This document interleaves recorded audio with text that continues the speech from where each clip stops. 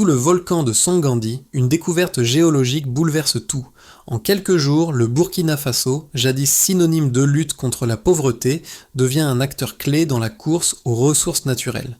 Près de 500 millions de carats de diamants, un gisement d'une ampleur inédite, attire les regards du monde entier. Mais cette richesse inattendue n'est pas sans conséquences. Dans cette période critique, Ibrahim Traoré, le leader du pays, se trouve à la croisée des chemins. Comment décider entre souveraineté et dépendance aux puissances étrangères ? La réponse pourrait redéfinir l'avenir du pays. Mais quel choix fera-t-il ? Le Burkina Faso se trouve à un carrefour décisif. L'annonce de la découverte d'un gisement d'une ampleur exceptionnelle promet une transformation radicale de l'économie nationale. En quelques jours, les priorités changent. Ce qui était autrefois une lutte pour la survie économique se transforme en un dilemme stratégique. Comment gérer cette richesse sans sombrer dans la dépendance ? Ibrahim Traoré doit faire face à des choix qui pourraient déterminer l'avenir du pays. La promesse de prospérité est grande, mais elle comporte des risques tout aussi considérables. Si le pays ne prend pas les bonnes décisions, cette richesse pourrait devenir une malédiction plutôt qu'une bénédiction. La question cruciale réside dans la capacité à éviter les erreurs du passé, celles des nations qui ont vu leurs ressources naturelles devenir des sources de conflits, de corruption et de dépendance étrangère. Traoré doit trouver un équilibre, instaurer une gouvernance transparente et maîtriser les attentes populaires. Cette découverte peut être un levier pour un développement durable, mais seulement si elle est encadrée par des décisions politiques et économiques solides. La découverte sous le volcan de Songandi a choqué l'ensemble du pays et du monde. Les premières évaluations parlent de 500 millions de carats de diamants, un volume exceptionnel pour le Burkina Faso et la région du Sahel. Ce n'est pas une anomalie géologique, mais une formation diamantifère continue d'une ampleur rarement vue. Cette révélation bouleverse la perception du pays, transformant une économie de survie en un acteur potentiel sur le marché mondial des ressources naturelles. Avant Songandi, le Burkina Faso vivait dans une économie de précarité, largement dépendante de l'aide extérieure et avec des marges budgétaires étroites. L'annonce de ce gisement crée un fossé énorme entre le potentiel futur et la situation économique de départ. En quelques jours, le pays passe d'une stratégie de survie à une réflexion sur la gestion d'une richesse stratégique. Ce changement est d'autant plus marquant qu'il survient dans un contexte de crise.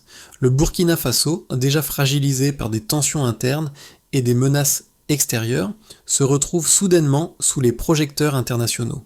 Cette découverte ne concerne pas uniquement l'économie, mais aussi la politique et la géopolitique. Le rôle d'Ibrahim Traoré devient essentiel. Comment gérer cette richesse sans perdre de vue la souveraineté nationale et l'intérêt général ? Ibrahim Traoré, dès les premières nouvelles de la découverte, se distingue par sa réaction mesurée et réfléchie. Au lieu de céder à l'excitation générale, il impose un contrôle strict, limitant les rumeurs et les spéculations qui commencent à circuler autour de Songandi. Dès les premiers jours, l'État mobilise des équipes administratives pour sécuriser le site et organiser des réunions publiques. L'objectif est clair, informer la population sans susciter de fausses attentes, tout en gardant le contrôle sur le processus. Les premières interventions ne sont ni économiques ni industrielles, mais humaines et administratives. Les autorités expliquent les mesures de sécurité et les risques potentiels liés à l'exploitation minière dans la région. Pour les communautés locales, souvent marginalisées, cette présence de l'État est un signal fort. Un agent administratif décrit l'atmosphère comme suspendue entre attente et vigilance, mais aussi une forme de reconnaissance institutionnelle. La découverte commence à changer la perception des habitants de la région qui se sentent désormais inclus dans un processus national plutôt qu'abandonnés à leur sort. Le rôle de Traoré, dans ces premiers moments, est décisif. Il met en place une approche où la gestion de la richesse passe d'abord par un cadre organisé, loin de la précipitation. En choisissant de ralentir le processus, il évite une ruée incontrôlée et ouvre la voie à un débat structuré sur la manière de gérer cette découverte stratégique. La patience et la prudence qu'il impose, bien que lentes, visent à éviter les erreurs que d'autres nations africaines ont commises par le passé. les événements se succèdent rapidement après la découverte de Songandi, créant une dynamique intense autour du Burkina Faso. Dès les premières confirmations géologiques, le pays se retrouve sous pression. Les cercles diplomatiques internationaux réagissent et les multinationales commencent à manifester leur intérêt pour le gisement. En quelques jours, ce qui était un site isolé devient un point focal de la géopolitique du Sahel, attirant à la fois des investisseurs privés et des acteurs étrangers, cherchant à sécuriser leur part de cette découverte historique. Le gouvernement, sous la direction d'Ibrahim Traoré, adopte une approche pragmatique. L'État, plutôt que de céder à la tentation de signer des accords hâtifs, décide de prendre le temps d'évaluer les implications à long terme.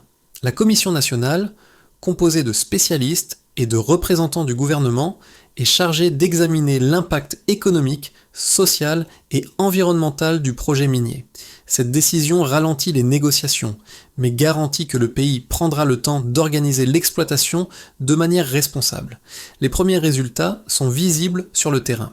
Les tensions politiques internes montent, avec des oppositions qui réclament une gestion plus rapide et plus transparente des ressources, tandis que les citoyens attendent des retombées concrètes. À l'échelle internationale, des signaux clairs sont envoyés. Le Burkina Faso entend garder le contrôle sur ses richesses naturelles sans céder aux pressions externes. Mais cette lenteur dans la prise de décision suscite des critiques, notamment de la part des entreprises qui voient leurs ambitions freinées par les procédures administratives. Dans les jours qui suivent, un climat de défiance s'installe. La question de la gestion de la richesse devient un sujet de débat national. Les choix de Traoré, bien que stratégiques, mettent le pays sous un microscope, avec des voix locales et internationales qui se lèvent pour ou contre sa lenteur. Mais cette période de réflexion est cruciale. Elle pose la question de savoir si le Burkina Faso sera capable de transformer cette découverte en une opportunité stable et bénéfique à long terme, ou si, au contraire, il sera englouti par des forces extérieures et internes qui chercheront à capter cette richesse sans véritable contrôle national. Les chiffres commencent à émerger, apportant des éléments tangibles à une situation déjà complexe. La première estimation fait état d'un gisement d'environ 500 millions de carats. Ce chiffre ne se limite pas à une simple estimation géologique. Il bouleverse les projections économiques du Burkina Faso. Cette découverte, si elle est exploitée à plein potentiel, pourrait multiplier par 10 les recettes nationales dans les 5 prochaines années.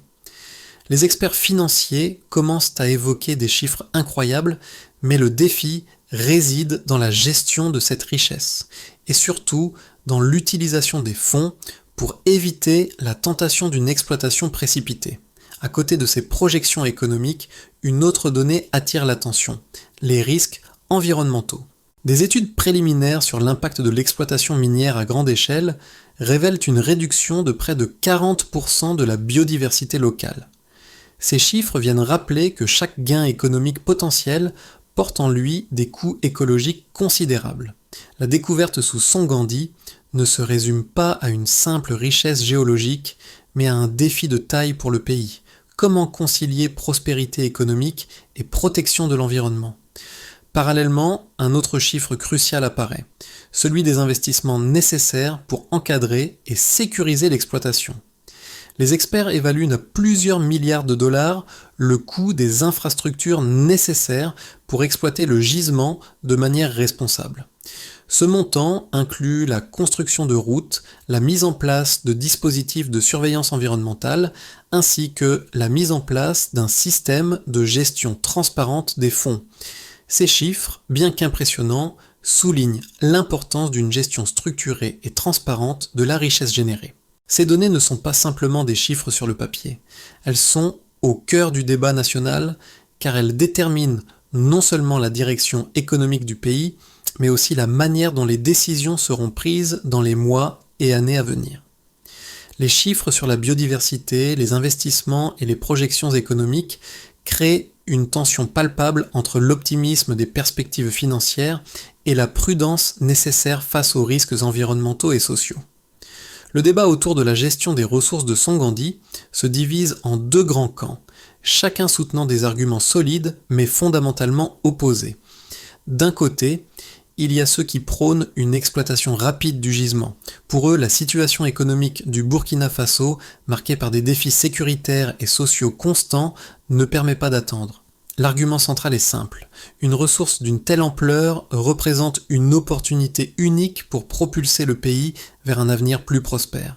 Ils soutiennent qu'une exploitation rapide permettrait non seulement de renforcer l'économie, mais aussi de diminuer la dépendance à l'aide internationale et d'améliorer les conditions de vie des populations à travers des projets d'infrastructures financés par les revenus miniers. Cependant, l'opposition à ce scénario est forte. Les partisans de la prudence méthodique rappellent les erreurs passées de pays africains ayant, par précipitation, accordé des contrats miniers sans prendre en compte les implications à long terme. Ils soulignent que la tentation de céder aux pressions extérieures pourrait aboutir à un affaiblissement des institutions nationales et à une exploitation néfaste de la richesse du pays. Pour ces critiques, une gestion précipitée pourrait aussi ouvrir la voie à la corruption, à l'inefficacité et à une dépendance encore plus grande envers les multinationales. Ils insistent sur la nécessité de renforcer d'abord les structures de gouvernance et de mettre en place un cadre législatif rigoureux avant de commencer l'exploitation. Les chiffres liés à l'impact environnemental, notamment la réduction de 40% de la biodiversité locale, viennent alimenter cette réflexion. Une exploitation mal contrôlée pourrait avoir des conséquences écologiques graves, affectant non seulement les communautés locales, mais aussi les écosystèmes voisins. Dans cette optique, les défenseurs de la prudence ne sont pas contre l'exploitation minière, mais plaident pour une approche plus lente et plus mesurée, visant à équilibrer les retombées économiques avec la préservation de l'environnement et la stabilité sociale. Cette opposition entre les deux camps ne se limite pas à une question de gestion économique, mais touche à des enjeux de souveraineté nationale et de gouvernance. Ibrahim Traoré, en refusant de se précipiter et en mettant en place une commission nationale pour étudier les implications de cette richesse, semble chercher une voie médiane loin des extrêmes. Sa position vise à concilier la nécessité de profiter de cette opportunité sans sacrifier les fondements institutionnels du pays. Le véritable tournant survient lorsque la situation autour de Songandi prend une nouvelle direction. En l'espace de quelques semaines, la découverte minière devient plus qu'un simple événement géologique. Elle devient un test de gouvernance. Ibrahim Traoré, loin de se laisser emporter par l'euphorie, met en avant une décision clé, la création d'une commission nationale indépendante pour évaluer les conséquences sociales, économiques et environnementales de l'exploitation. Cette commission incarne une volonté de transparence et de rigueur, mais elle marque également un moment décisif. La gestion de cette richesse ne peut se faire sur la base de pressions externes ou d'intérêts privés. Le signal est clair. En instaurant ce processus formel, Traoré cherche à prendre le contrôle du tempo, à ne pas laisser la précipitation l'emporter sur la réflexion. Cette démarche, bien que lente, a un impact considérable. Elle réduit l'incertitude et permet de cadrer les attentes du public.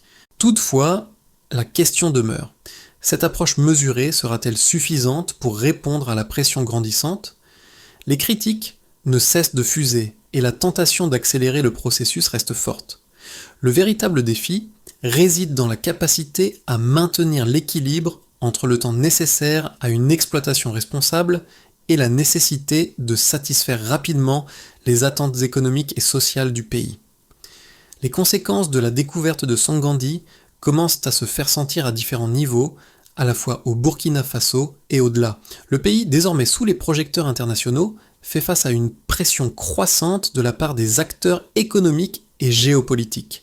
La perspective de voir les revenus générés par le gisement affecte non seulement les institutions nationales, mais aussi la population elle-même, avec des attentes qui montent chaque jour.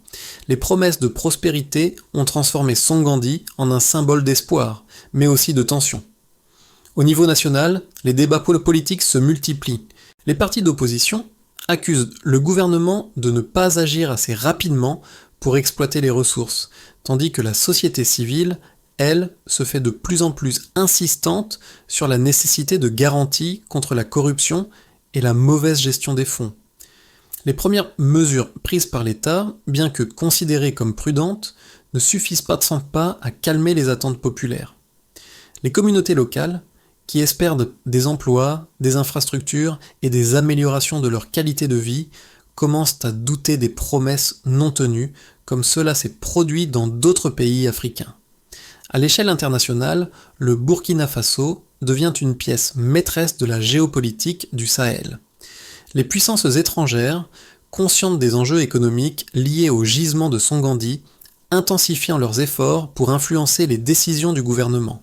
Les multinationales, quant à elles, font pression pour que l'exploitation commence rapidement, promettant des investissements massifs en échange de contrats avantageux. Dans ce contexte, Ibrahim Traoré se trouve confronté à une question cruciale. Jusqu'où peut-il permettre à ces acteurs externes de s'immiscer dans les décisions du pays sans sacrifier la souveraineté nationale ? Les conséquences sociales et économiques deviennent également plus visibles. Le pays fait face à un dilemme majeur. Comment équilibrer l'exploitation des ressources avec la nécessité de protéger les communautés locales et d'assurer une redistribution équitable des bénéfices ? Les tensions entre les différents groupes sociaux montent, alimentées par la crainte que seuls quelques privilégiés profitent des retombées économiques, laissant les autres dans la précarité. Ce climat d'incertitude pèse sur l'avenir du pays et sur la stabilité politique. À mesure que la situation autour de Songandi évolue, plusieurs scénarios se dessinent pour les 6 à 12 prochains mois. Chacun de ces scénarios repose sur des décisions critiques qui détermineront l'avenir du Burkina Faso et la manière dont il exploitera cette nouvelle richesse. Le premier scénario, celui de la base, envisage une gestion modérée des ressources. Le gouvernement met en place des mécanismes de gouvernance solides, des audits réguliers et un processus transparent pour choisir les partenaires étrangers. Cette approche permettrait au pays de maintenir un contrôle sur l'exploitation tout en assurant que les bénéfices sont répartis de manière équitable. Cependant, ce scénario suppose une discipline administrative rigoureuse et une communication constante pour éviter des frustrations populaires. Bien qu'il n'apporte pas de changements spectaculaires dans l'immédiat, ce scénario garantirait une stabilité économique progressive et une meilleure résilience face aux pressions extérieures. Le second scénario, plus optimiste, envisage un renforcement rapide des institutions nationales grâce aux revenus du gisement. Si le Burkina Faso parvient à structurer correctement l'exploitation, la transparence et l'inclusion des acteurs locaux, il pourrait voir des améliorations tangibles dans les secteurs sociaux, comme l'éducation, la santé et les infrastructures. Ce scénario pourrait créer un cercle vertueux, où la richesse générée serait utilisée pour financer des programmes nationaux qui bénéficieraient directement à la population. Cependant, cette trajectoire nécessiterait une gouvernance exemplaire, ce qui n'est jamais garanti dans un contexte aussi dynamique et complexe. Enfin, un troisième scénario moins favorable envisage un échec de la gestion des ressources, où l'exploitation rapide et mal contrôlée pourrait mener à la corruption et à l'instabilité sociale. Si les tensions internes et les pressions extérieures n'Ndoumbi conduisent à une mauvaise gestion, le Burkina Faso risquerait de voir une partie importante de ses bénéfices détournés et les inégalités sociales se creuseraient davantage. La perte de contrôle pourrait également ouvrir la voie à une plus grande ingérence des puissances étrangères, ce qui fragiliserait encore plus la souveraineté du pays. Ce scénario serait le plus risqué et pourrait compromettre les progrès réalisés jusqu'à présent. Chacun de ces scénarios dépend des choix faits dans les mois à venir. Le Burkina Faso doit trouver le juste équilibre entre exploiter rapidement ses ressources et prendre le temps nécessaire pour établir des bases solides pour l'avenir. La manière dont ces choix seront opérés déterminera si Songandi sera un levier de prospérité ou une source de division et de dépendance. L'avenir du Burkina Faso repose en grande partie sur la capacité de ses dirigeants à gérer les attentes de la population. Les Burkinabés, et en particulier les jeunes générations, voient en Songandi une promesse d'avenir. La découverte minière suscite un espoir puissant, celui de sortir de la pauvreté grâce aux retombées économiques de cette richesse souterraine. Mais cet espoir est fragile. La population attend des résultats tangibles, notamment dans les secteurs de l'éducation, de la santé et des infrastructures. Cependant, ces attentes risquent de devenir un piège si elles ne sont pas accompagnées d'actions concrètes. Le gouvernement doit non seulement offrir des résultats économiques, mais aussi renforcer la cohésion sociale en veillant à ce que les bénéfices de Songandi profitent à l'ensemble de la société. Les promesses de développement doivent être suivies d'actes. Sinon, l'écart entre les attentes populaires et la réalité des retombées pourrait générer une profonde frustration. Cette frustration pourrait rapidement se transformer en mécontentement, notamment dans les zones rurales où les disparités restent importantes. Les jeunes générations en particulier attendent des opportunités réelles. Emploi, formation professionnelle et entrepreneuriat. Ce sont des éléments clés pour répondre à leurs aspirations. Si ces attentes ne sont pas satisfaites, la déception risque de miner la confiance dans les institutions et d'accroître la radicalisation sociale. Le défi pour Ibrahim Traoré est donc de transformer l'espoir en réalisation concrète. Pour ce faire, il doit mettre en place des mécanismes de redistribution des richesses générées par l'exploitation, tout en garantissant la transparence et la participation des communautés locales. L'enjeu est également psychologique. Songandi ne doit pas devenir une source de division, mais plutôt un catalyseur pour l'unité nationale. Pour que le pays en tire les bénéfices escomptés, il est essentiel de maintenir la confiance de la population dans le processus de gestion des ressources naturelles. La réussite du Burkina Faso dans ce projet de gouvernance minière dépendra de sa capacité à maintenir un dialogue ouvert avec ses citoyens, à gérer les attentes, tout en répondant aux besoins fondamentaux de la société. Pour garantir que les bénéfices de la découverte de Songandi se traduisent par un développement durable, un plan structuré et cohérent doit être mis en place. Le processus commence par la création d'une commission nationale chargée de superviser l'exploitation minière et d'évaluer les implications sociales, économiques et environnementales. Cette commission devrait être composée d'experts locaux et internationaux afin d'assurer une évaluation rigoureuse et transparente de l'impact de l'exploitation sur les communautés locales, l'économie nationale et l'environnement. Ensuite, il est crucial de mettre en place un cadre législatif robuste pour réguler l'exploitation des ressources naturelles. Ce cadre doit inclure des réglementations strictes concernant la transparence des contrats, la redistribution des bénéfices, ainsi que des protocoles de protection de l'environnement.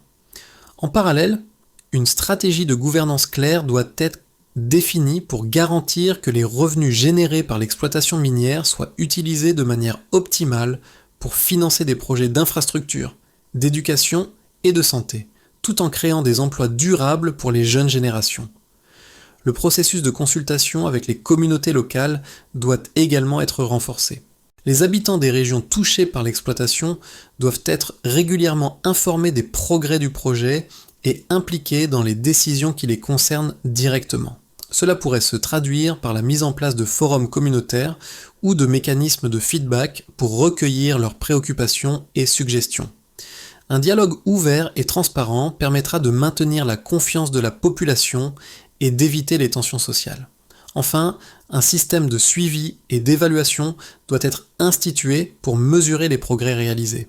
Cela implique des audits réguliers, la publication des résultats des évaluations environnementales et la communication continue des résultats économiques.